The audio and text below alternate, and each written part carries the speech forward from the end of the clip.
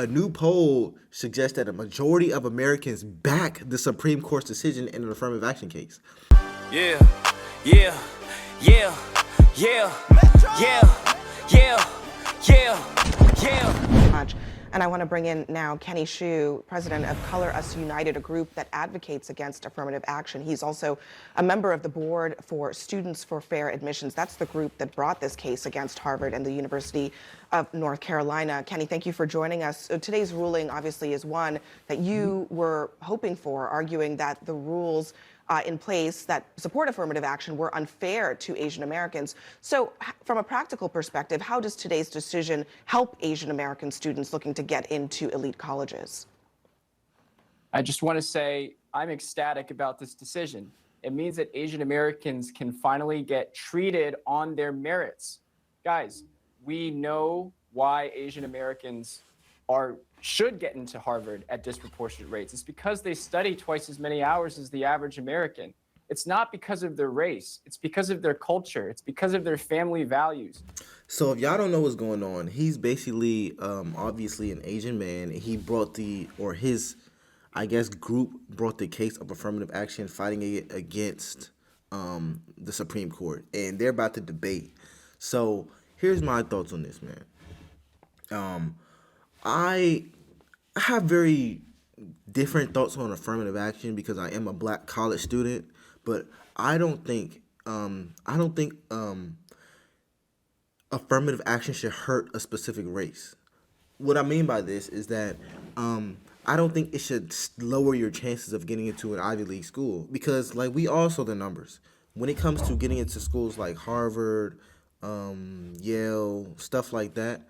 I don't know about Yale, but let's talk about Harvard. Being Asian literally lowers your chances of getting into the school.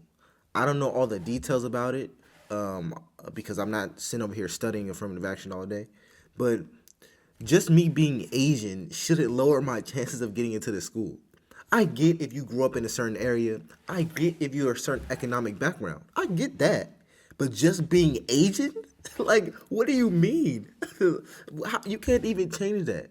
So when it comes to stuff like that, it's literally just not fair. And I'm not trying to say I hate affirmative action. No, because I don't even know all the details about affirmative action. Because I go to an HBCU. I think we should all go to HBCUs if you're black. I'm just playing. But yeah, just being Asian shouldn't statistically lower your chances of getting into the school. I don't know all the details about it, but that just seems wrong. So let's just get into this video, man. Academic excellence, that should be prioritized. Those should be the values that schools like Harvard and Chapel Hill, supposedly elite schools and academic programs, should be valuing in an applicant, not race. So you've argued also that Harvard and other colleges should get rid of their legacy admissions, which also gives people points for having a parent that went to that school. That's not happening here. I wonder why not challenge that, which is also presumptively an obstacle for Asian Americans being treated fairly in the admissions process. Well, I hope you followed the case, but Students for Fair Admissions has challenged legacy admissions repeatedly over and over again. In fact, we argued that the way that Harvard could implement some of their diversity policies without discriminating against Asian Americans is to get rid of legacy admissions. So he was like, yeah, we definitely did do that. I don't know if you followed the case. And she just looked irritated. Here's my thoughts on legacy, man. Y'all might not agree. I don't know if it's a problem, but let's be honest. How could you really fix that? Like, if I have a school, I'm the president of this university, and I'm looking at the legacies or the people whose children went here, and they're donating to my school $10,000, $20,000, $30,000 a year per person. I mean, yeah, I'm probably going to accept their kid. Let's be honest. If you're going to an Ivy League or if you're that high up, chances are all of the people who apply are pretty smart. Like, all the people who go to Ivy Leagues are smart. Black, white, Asian, legacy student. They probably not as smart as the other students, but let's be real. They're all pretty intelligent. So when it comes to legacy, that's going to be almost impossible to stop because the legacy's parents are probably donating thousands or probably even millions of dollars to that school. So let's say they stop accepting legacy students. What's going to happen to them financially? The school's not even going to be the powerhouse it was. But I do think you should stop it to some extent. And he said they're fighting it right now. She looks pissed off. So let's continue this video. Which, as you know, disproportionately privilege white applicants. In fact, 33% of Harvard students who are white are legacy, and they have a 5 times more likely chance of getting in if you are legacy. So you really want to ensure diversity in admissions, get rid of legacy admissions. You heard today President Biden expressing some concerns over socioeconomic factors and inequality being made worse given this decision. He also presented what he called basically a way forward. I wonder if you take race out of the picture and you do what the president is suggesting, taking socioeconomic status into consideration, do you think that that would be fair to Asian American students as well? No, I don't. I think that admissions should be only based on merit. And the reason why is because you can't, why are we asking a university to calculate somebody's level of adversity? I think that that sets a very bad precedent for anybody trying to get into college. We should be treated on the basis of our merits. We should be treated on the basis of... So he say it shouldn't take into like your economic standing. You should be taking into merit only. And now that I think about it, that is a good point. Like, why is it like a what is the word I'm looking for? Like a diversity calculator place. I mean, not diversity. I don't even know the word I'm looking for, but basically saying an adversity calculator placed in when you're applying to schools. Like, why is it that the one who faces the most adversity has a higher chance of getting in? I would say this, if you are from a lower income area or you did grow up with like extremely adverse circumstances and you still climbed your way to the top, that shows a level of resilience that you can't really look at in other areas. When it comes to applying to college, I don't think it should be only merit.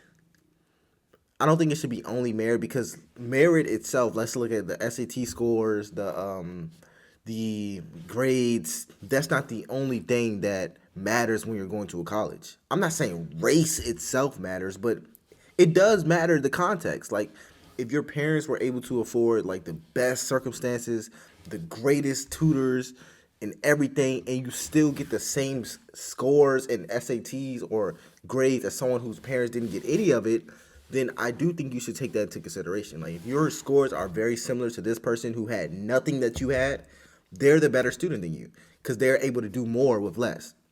But I do get what he's saying, man. Just counting somebody out specifically for race, it's just not right. Like let's be honest, it's not right.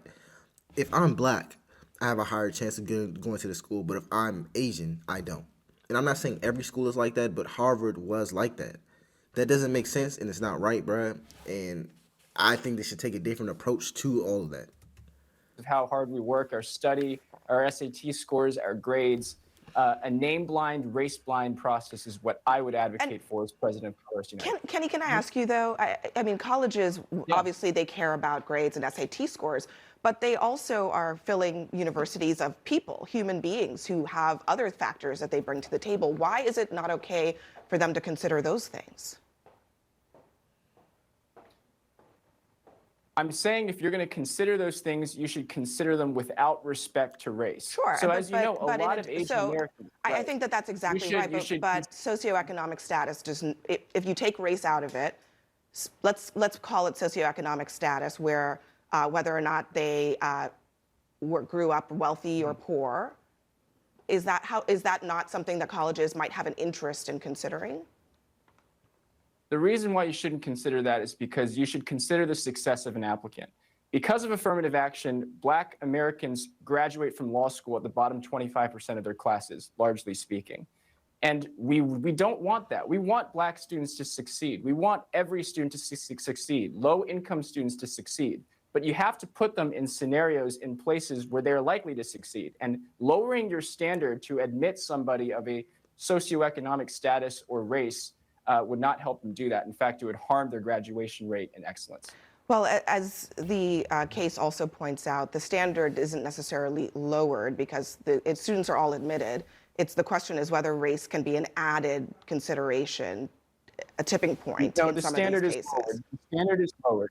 Kenny, The standard is lowered as the student for merit admissions data shows. An Asian has to score 273 points higher on the SAT to have the same chance of admission as a black person. So The standard is lowered, and let's not play around with words, because I'm a black college student saying this. I'm all for my people. The standard. Think about it, because I'm an engineer. Think about it in terms of math. If let's say Harvard admits 2,000 black students every single year, no matter what, and they admit 3,000 Asian students, but triple the amount of Asian students apply in comparison to black students. That means if you want to sit there and break down the math, the average black student wouldn't have to do as good as the average Asian student, because for one, we're applying at less rates, and for two, on average, our SAT scores are lower. So the standards would have to be lower in terms of grades and scores if you're going to schools such as Harvard. I don't know how it works at public universities. I'm only referring to the Ivy Leagues because this is where this case was brought up at. So if you look at it like that, the standard is literally lowered in terms of grades and scores. And if it's not lowered, then answer this question. Why on average does the average African American student who goes to this school have lower scores and grades? That's a real question, and if you look at it like that, the standard is lower, man. This video is over, but I do want to show y'all something else, because you probably think you're on the back side of this. You probably think you're on the minority. You probably don't support affirmative action, but a new poll suggests that a majority of Americans back the Supreme Court's decision in an affirmative action case. The 6-3 Supreme Court decision in Students for Fair Admissions, Inc. versus President of Fellows Harvard College, which effectively banned affirmative action by restricting the use of race in the college admissions, drew heavy condemnation from President Joe Biden, meaning that people were on outrage. They hate the decision. But when you run a poll, it says two other decisions were not. When you run a poll, only 32% say they disapprove of the rating. Only 32%. According to a new survey by the ABC News, and that suppose 52% of Americans approved the court's decision. So it's all this outrage about the decision. It's all this craziness about the decision online. But when they ran the polls, and this is not even my opinion, when they ran the polls, majority of Americans under the table support the decision. All I'm saying is, I do think personal factors play a role into going into these schools, and I also do think race, what race you are, plays a role, because let's be honest, race affects your day-to-day life. But when you're just admitting, I'm not gonna say just, when race is the leading determinant, like when you say a black person has a 50% chance higher of getting into the school, or it was like a 2.6 chance higher, whatever the case, of getting into the school, that in itself is not right.